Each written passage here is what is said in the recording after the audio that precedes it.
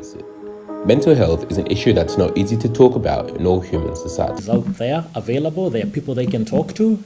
We've got digital platforms where they can go and, do a bit of research on mental health.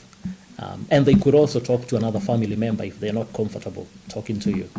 But above all, keep a tab on them and, keep checking on them on how they're going. Yeah, sure. Yeah. And also, just going back, let's say someone, you have seen the signs, you literally know they actually suffering. To what extent do you let them make the decision, and when do you come in? Because some of these people will definitely deny. They're going to say, I'm not suffering from anything, and I don't want to see any doctor, I don't need any help, but you're 100% sure they need that help. When do you overtake that? Look, I don't think you can force someone to go and seek help.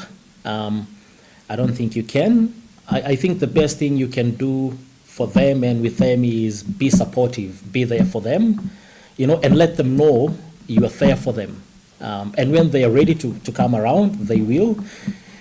I also think if you see things are not improving, maybe you can find someone that they trust and maybe have a chat to them to go talk to the person, and hopefully they will open up to them. Sure. And the other thing is with these, with the modern technology, you can also try and reassure the person to talk to someone over the phone. Nowadays you can talk to a GP, you can talk to counseling services over the phone, and that way you can remain anonymous. So you can let them know you can remain anonymous, talk to them and see what they think. Yeah, sure. Thank you so much for that. The next question will go to Helen. I'll give you a chance to introduce yourself, tell us a little bit about yourself, and we'll give you the very first question. Thank you very much for that. And like you introduced me, my name is Helen Maria. I'm the director and founder of Options Education Agency, where we deal with international students on our day-to-day, as our daily activity. We deal with them all the way from their motherland to when they come and settle in Australia. So in a lot of times, we are very much in contact with them and with whatever activities they have. And then for the first few years, or for the years you have worked with international students, have Yes. you noticed some of these problems coming in? Is it like a common thing to happen, or is it rarely do people ever suffer from this? I wouldn't say it's a common thing, but it's there.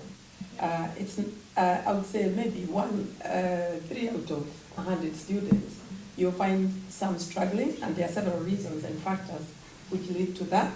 One of which, obviously, is the change to a new environment.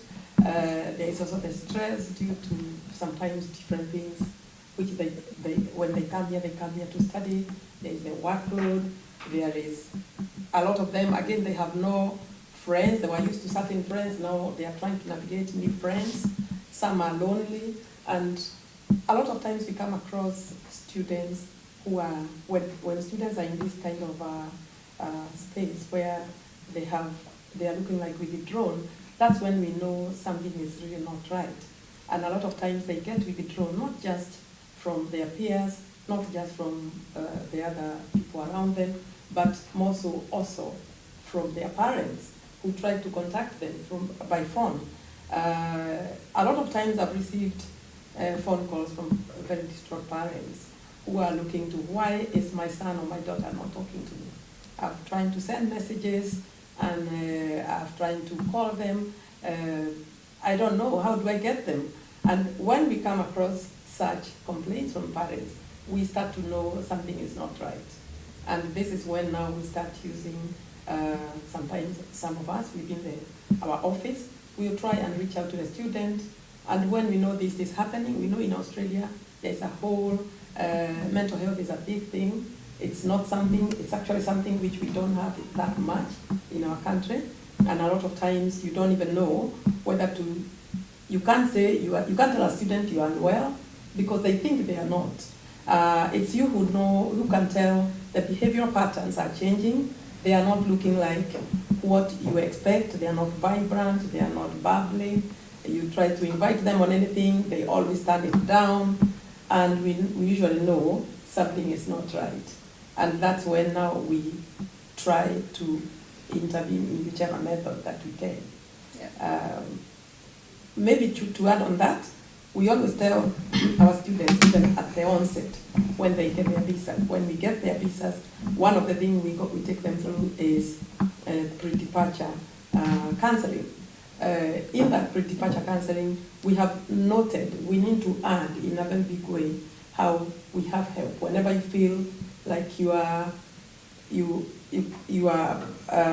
sometimes you feel withdrawn, you feel stressed, there's anxiety and all these things, all the university and all the education providers, they have invested a lot on student services, through their student services in this area of mental health and well-being. And then just to add on that, are there any techniques that you have used to help our international students that have actually worked? Because we have, things that you can tell that person to do, and they actually end up working. If I take you through my experience with international students who sometimes are mentally distressed, and it will be a very long story, but I will not do that.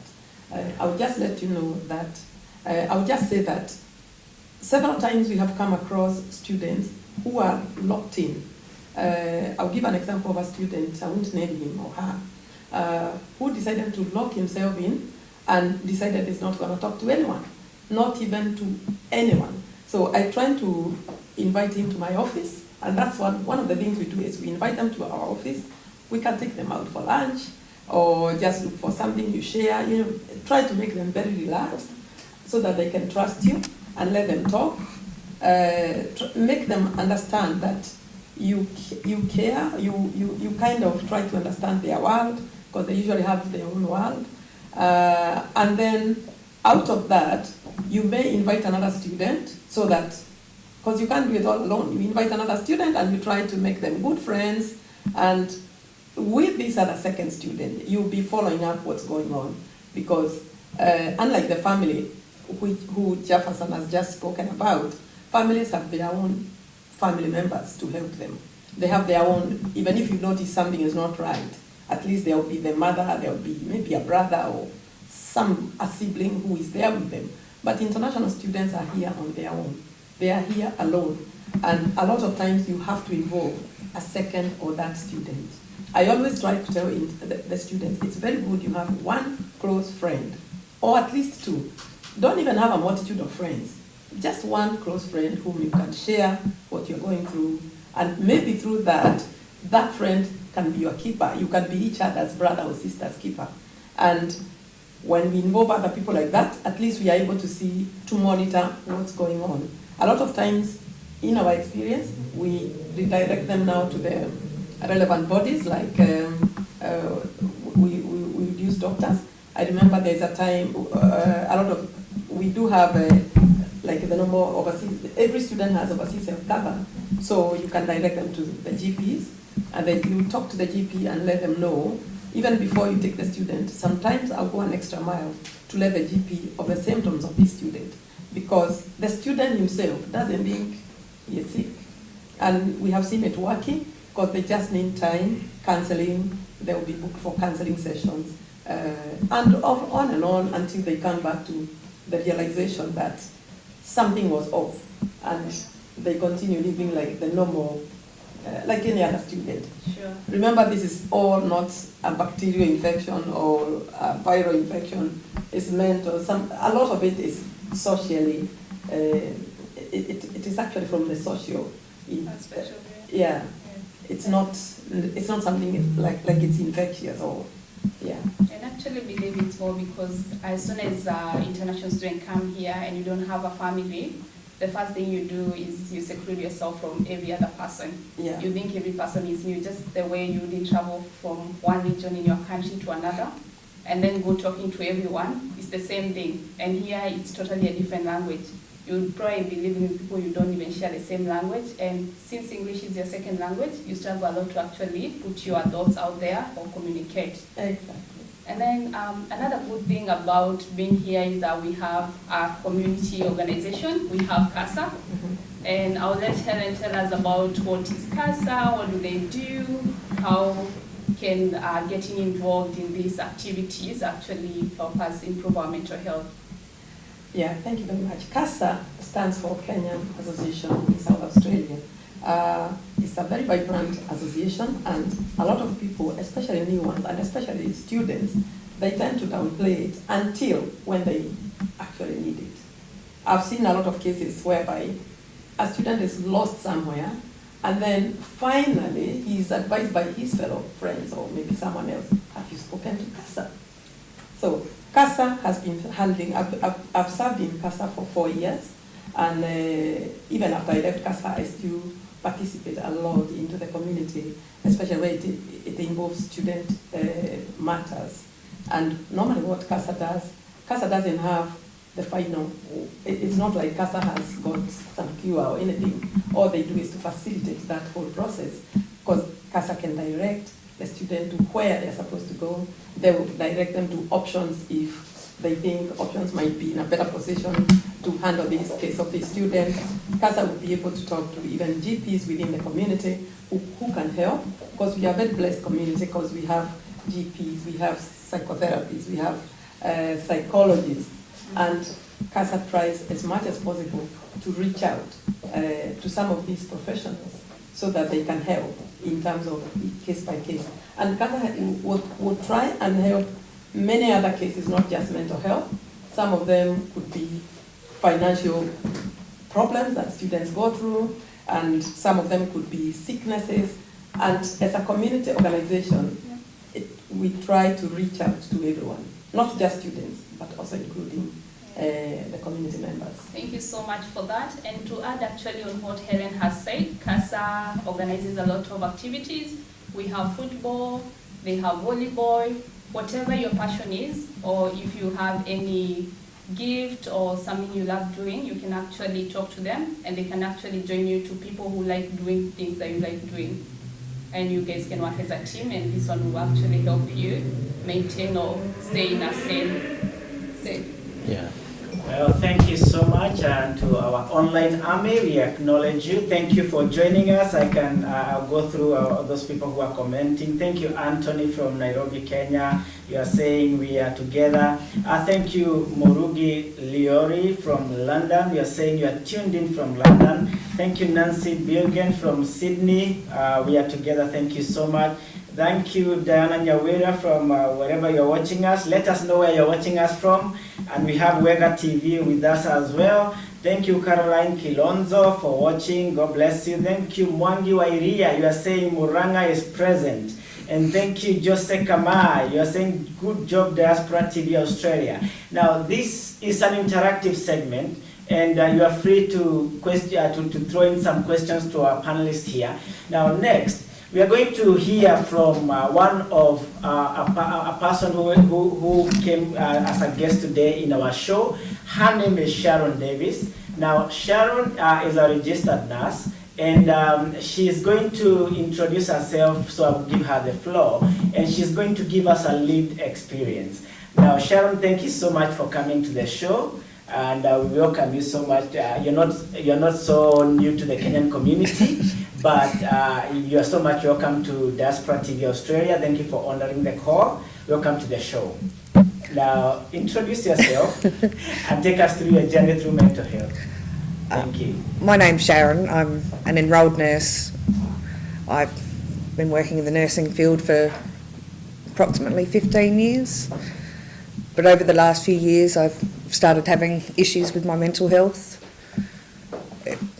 The older I get, the worse it gets. I don't really know where to start. Sorry.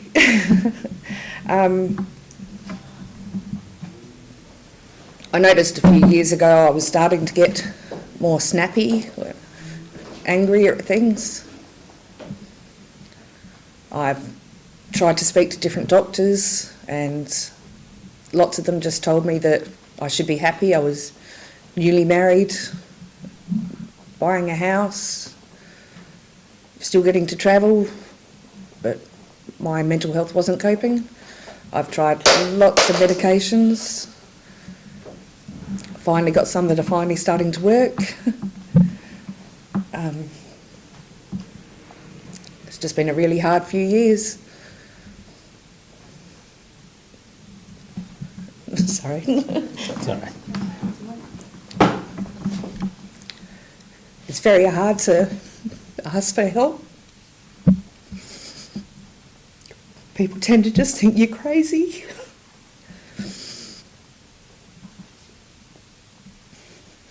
It's very hard to... I've lost lots of my family, my friends. I struggled going to work for a long time. I've tried hurting myself several times, which I've stopped doing that at least. But it's just very hard to get help. It's very hard to find a decent doctor you can actually talk to. Lots of them don't actually believe that it's that hard.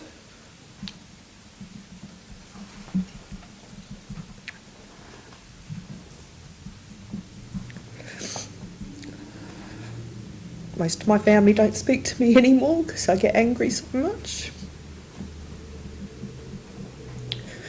My marriage ended.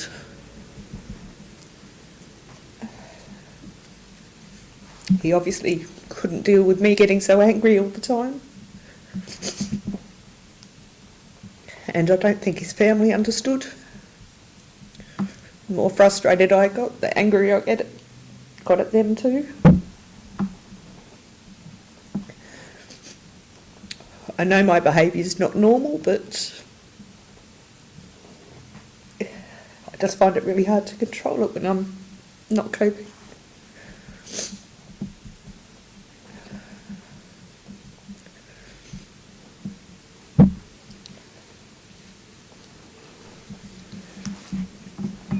Not really sure what to say.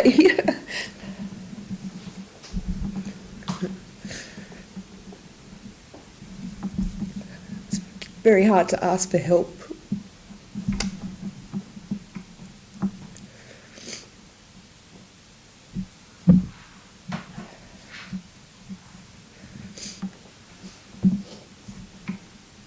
I am lucky I've got a couple of good friends that are also nurses.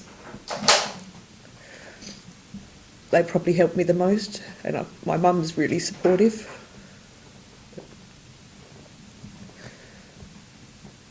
Apart from that, I don't talk to most of my family.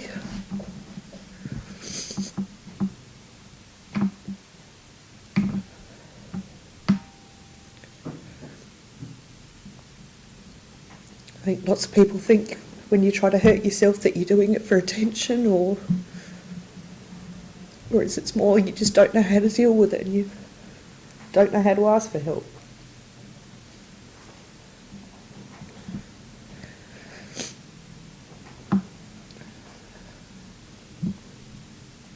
I don't know what else to say. Thank you so much for your story.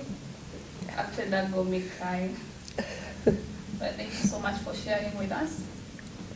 And I'll just ask you one more question. Outside there, I'm sure people are watching you, your family, your friends who actually lost hope. What's the one thing you would like to tell them? What would you like them to understand about this situation? That it's not your wish to be there. I've got a couple of really good friends. Even when they know I don't go out these days, I don't socialise like I used to. But I have a couple of good friends that no matter what, if I stopped answering calls or they're trying to hide away, they'll still just send me a message. Are you okay? You know, when you're ready to talk, just feel free to message back.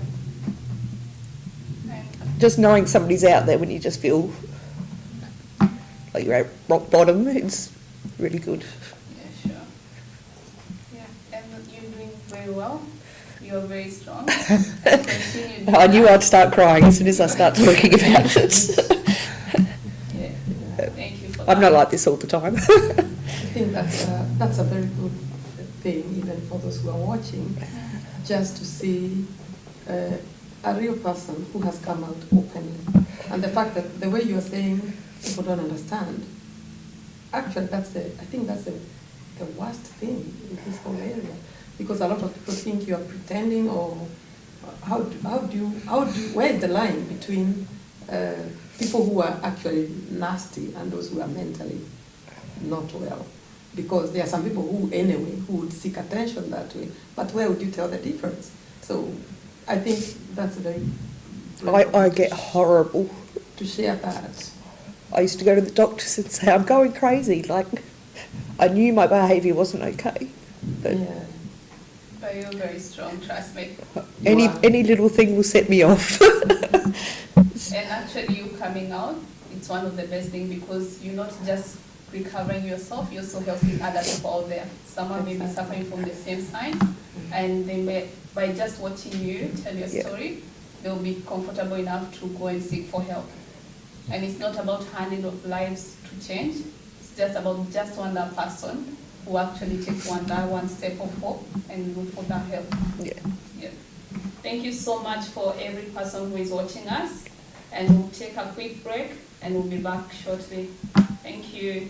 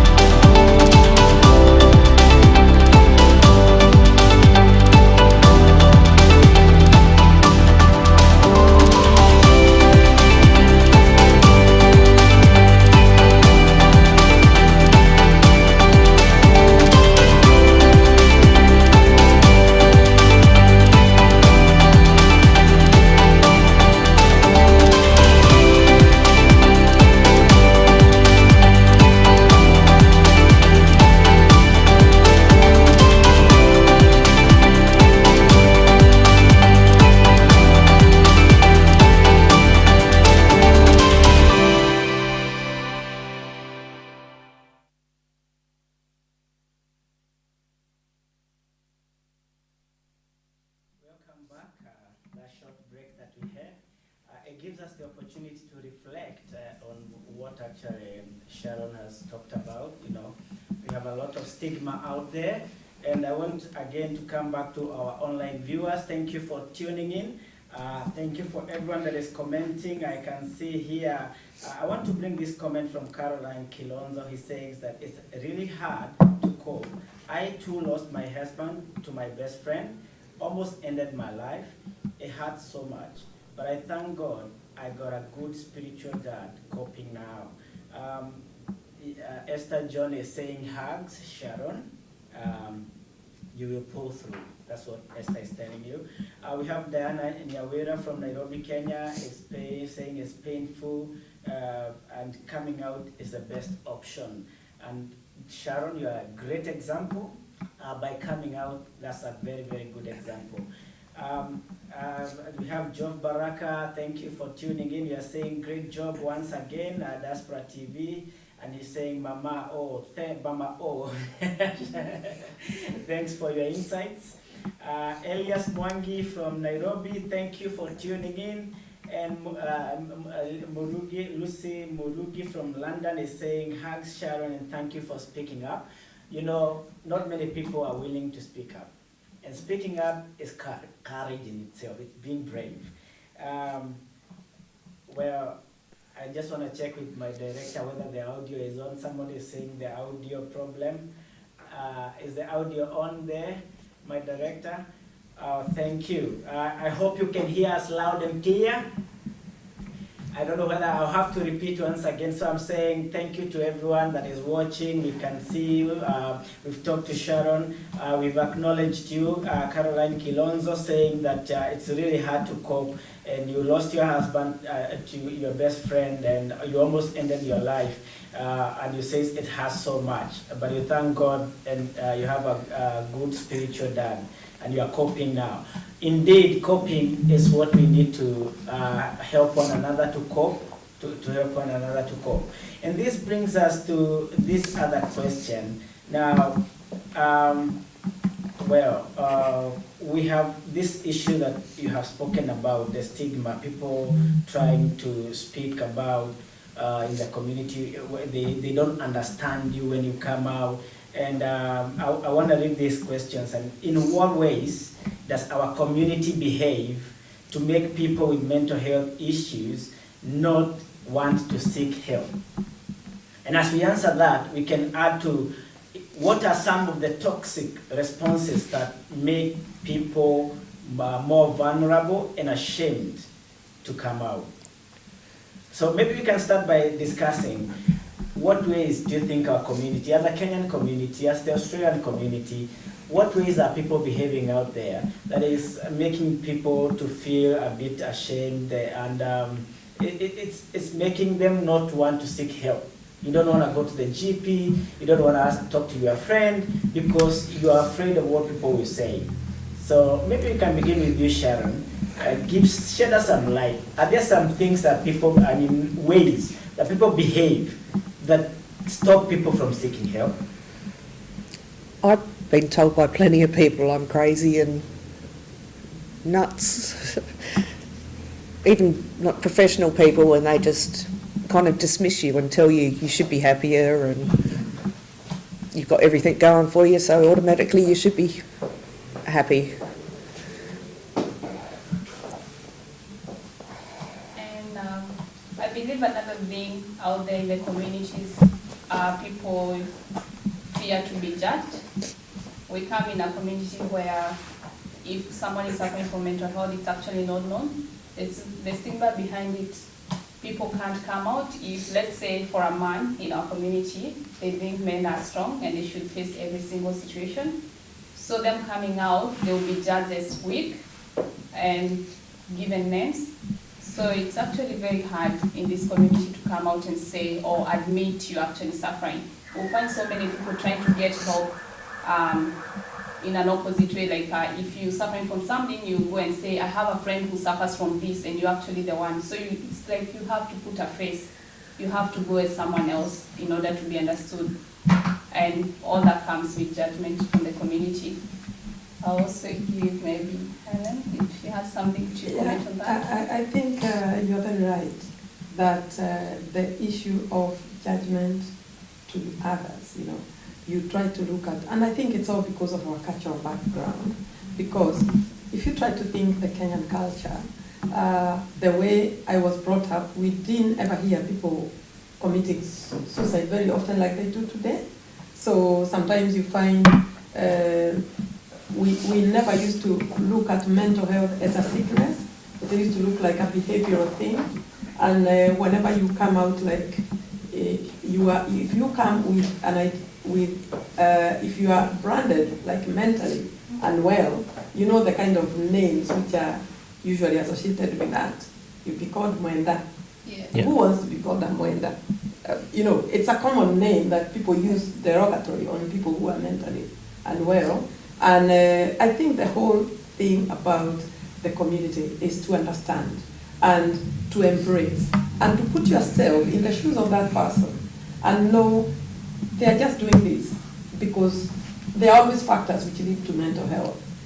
It doesn't just come. You are not born with it. It is usually environmentally connected with where you are, maybe the people you associate with. People look at you like now Sharon was saying, how people would never understand her anger. They are thinking she's just being notorious and I can't cope with her. And I wish people can come to the understanding as a community. This person has not been behaving this way, the way I know them. Things have changed. If things have changed, why? I wish we can address that as a community instead of trying to be rude to the person or becoming so judgmental and almost thinking this one has no cure. This is just attention seeking and all this kind of And things. actually, I don't know, but judging someone makes the mental health condition worse. Worse. Because you call that person names, so you have a weight you're already carrying in your mind, and someone's add on that weight, they belittle you, they think you can't do anything, and all those names, the fact that you go outside and you think everyone knows your story, that makes the mental health worse. And you actually end up in a worse condition, and yeah, that's how people end up retracting from the community. And I think one of the things I wanted to add, sorry to maybe if I interrupted, is the parents. I deal with students, so I can talk on that. The parents sometimes set very high standards for their kids. And when they come here, they know they have invested hundreds of thousands of money, of dollars. And the fact that the child is here, they don't understand the environment the student is in, but they put in too much pressure of probably the achievement, how are you doing, have you been able to, maybe you are, in the first place, probably push this student to do engineering when actually he's not an engineer, because you really want them to achieve very top ranking programs or degrees. So if that being the case, such students will call back, they don't want to talk to the parents, they feel wasted, they start calculating the loss that they have incurred in this country. Remember, international international education is not cheap. The moment you start doing those mathematics, and then you see you're not achieving anything, that is the first trigger of withholding. You don't want to talk to parents, you don't want to talk to the institution, you don't want to change the degree because you've already spent $1 million. What are you going to tell your mom and dad?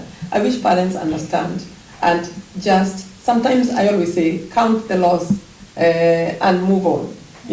Move on to what is practical. Because you're not going to do engineering if you don't know physics. Or if you're not good in maths. Maybe you struggled, you got a C, and then you think you can do engineering or medicine, those top programs, and you don't have, it's only that your parents, they want to show off. Parents, we also have that show, we like showing off the achievement of our children to our friends. I wish you just let the kids be themselves and do what they love doing. I've had a student who has finished a degree and then he tells, you know what, that was for mom and dad. Now, I want to go and do my fashion design. Because the parents want them, and made this student end up doing something which she doesn't want, but she always wanted fashion design. But for us parents, especially the old school like me, we always think fashion design is something to do with tailoring, making clothes. You want your son to be a pharmacist or doctor or engineer. This pressure, it is not sometimes achieving what it's meant to. Because it's meant to bring this child from here to here. But at times it becomes too much. And those children, they call back and then they start getting frustrated. I talk to some, they say, I'm just wasting mom and dad's money. I'm just wasting their resources here. Why are we in that space in the first place? It's because of the pressure. So we try to talk them through. Several times I counsel the parents back home, please stop being angry with your children when they're this far. Honestly? Yeah, it's not fair enough. And sometimes I believe those blessings, if they're happy, you're happy. And I guess parents out there should give their kids choices. Let them choose what if someone chooses something, I'm sure they work harder to actually achieve that thing. But if you choose it for them, they will do it for you, and they're not going to do it with the best interest. And another thing about what will actually cause mental health is expectations. Parents have expectations, and it's like an 18-year-old coming to Australia, they have paid you $1 million, but they expect you to do a lot of projects like a 40-year-old.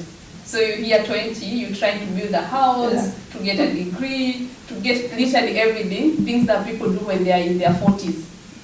So trying to do that will literally collapse their mental health. I'm sure by 18, 20, the time they're starting uni, the best thing they should be doing is starting their career. Don't make them, or don't expect them to be earning a lot of money like a person who has 10 years experience. It's going to take time, and it's better off you give them a chance to show you what they can actually do. Yeah. Because at times we want to achieve make our own achievements to our children. Yeah. If I didn't buy a house then. And the problem is like, you want kids 20-year-old to buy something you haven't bought by age 40, by age 50. It doesn't make So sense. it's not even adding up. The capacity of that mentality of this person who is literally starting life. Yeah. We have been in high school, everything we used to be given. So the first thing I get a job, I need to know how to manage my funds. It's things that they don't teach you, but they expect you to know. That's right. Yeah. And yeah. Another thing I would like to let our viewers know is about how suicide has gone. Community suicide is not about hanging yourself or taking poison. Depression kills you slowly. One person said an average person dies at 25 years but gets buried at 75 years. And this is exactly what I mean. It doesn't knock, it enters and makes itself comfortable. The problem is that there is no blood test or checkups. We depend on you and I and the community to help us, to help people not die at a young age and just get buried when they are old. You know you're suffering when it's already too late, so please don't wait. And the next thing we'll do is go to Jeff.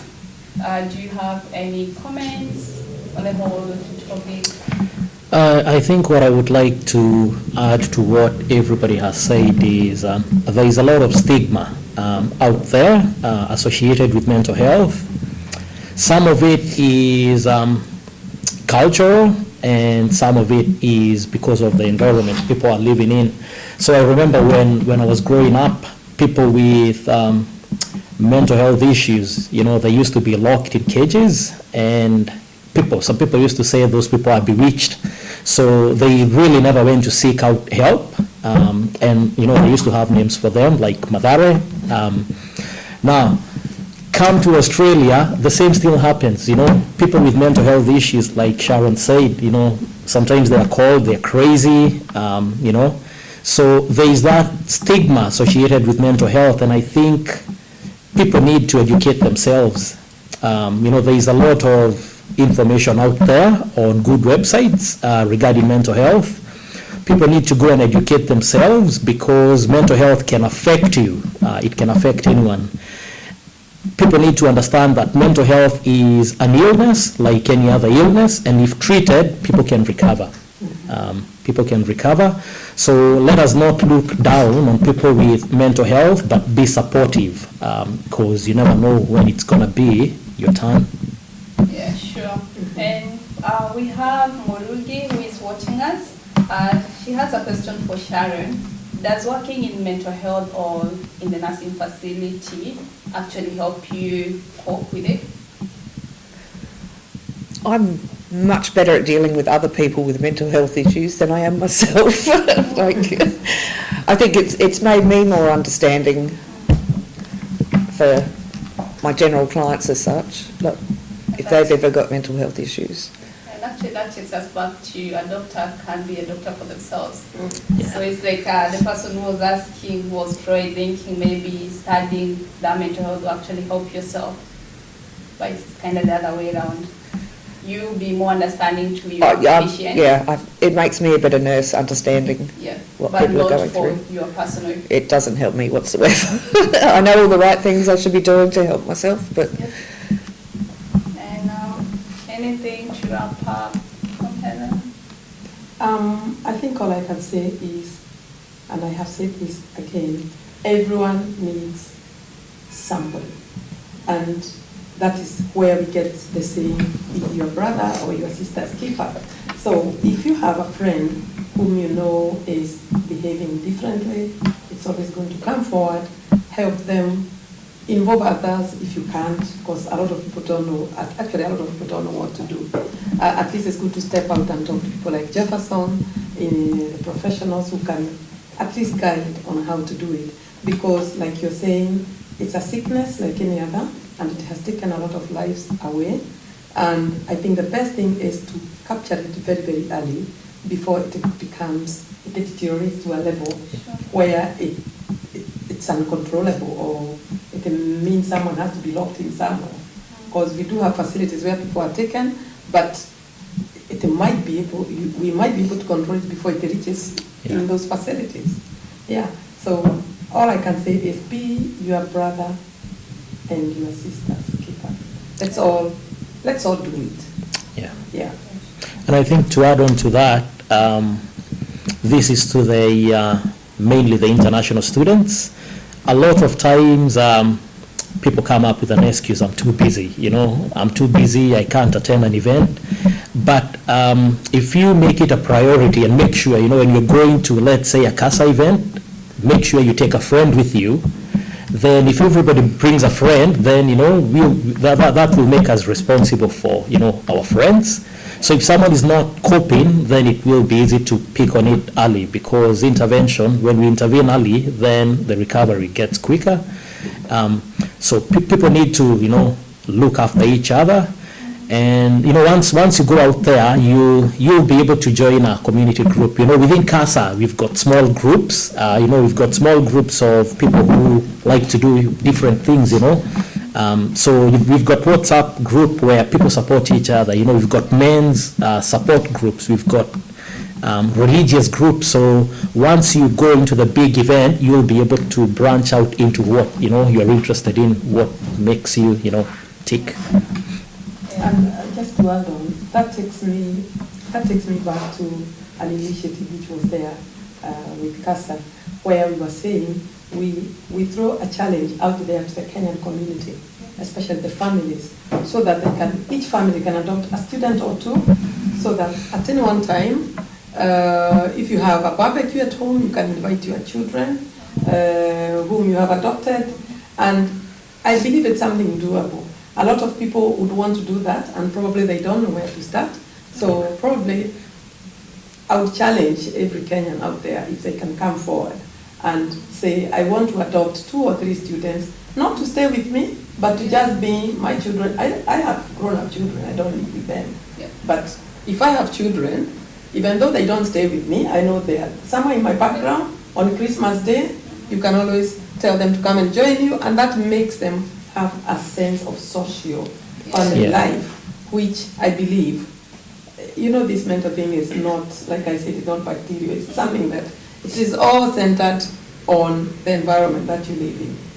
Yeah. And actually, that takes me back to high school. When you are in Form 1, they will give you a mentor who is older than you, and they'll take care of you. So whenever you have any trouble, you go and ask them, oh, I have this trouble, what can I do? So you're having a mentor here or a parent here, who you call your mom or your dad, and going out with them. There are people who are going to take you as their own kids. So they're going to take you out, you guys are going to have meals together. And because they have traveled the same journey, remember we're all immigrants, so they came here just as you. They were new at some point, and they can actually share their journey so that you can see whatever you're passing through, it's not just you, but other people have been there and they have actually recovered. And wrapping up, I just want to remind you it's okay not to be okay. Never feel ashamed of your feelings. Practice self-care. Take a break when needed. Remember, you are not alone. You don't owe anyone an apology for your feelings. And for the help available in Australia, you can talk to your family and friends. Should be your first priority when you're starting. If it doesn't work out, you can always see your counselors in your universities or in your church. We have church leaders who you can talk to, and they always, if you want to remain anonymous, you can share your story. And we have Lifeline. Their number is 131114. We have Beyond Blue, 1300-224-636. And with the Beyond Blue, I will challenge you to actually go and see what people are sharing. Those to those special friends, that's from Jeffrey Baraka. They're the ones actually who matter. And Karen Kilonzo, Men Heart More, coming out to talk is almost impossible, encouragement to talk more. I guess we have something there. Probably next time we're going to invite both people. We're going to invite a man and a lady and give their kids more choices than they have now. We have another question for okay, that we already answered. Okay.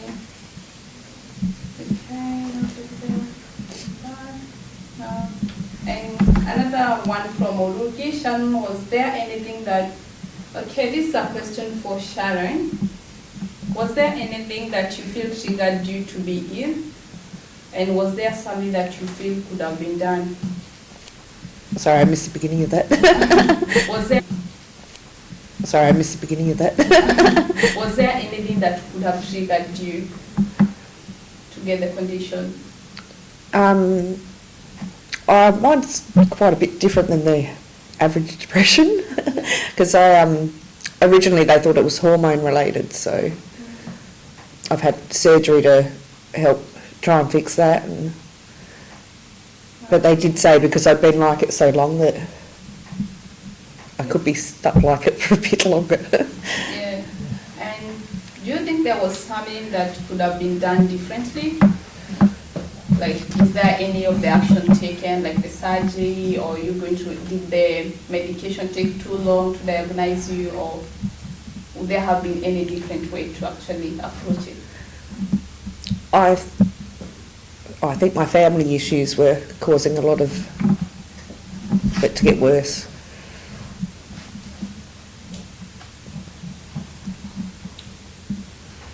Yep. And we'll wrap it up by...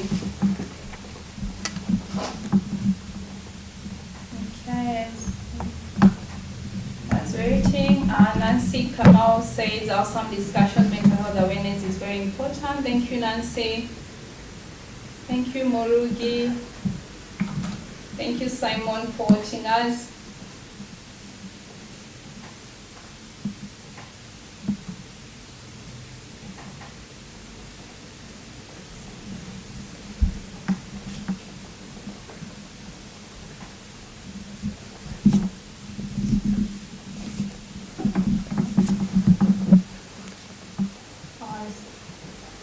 So we'll take a quick break and we'll be back soon.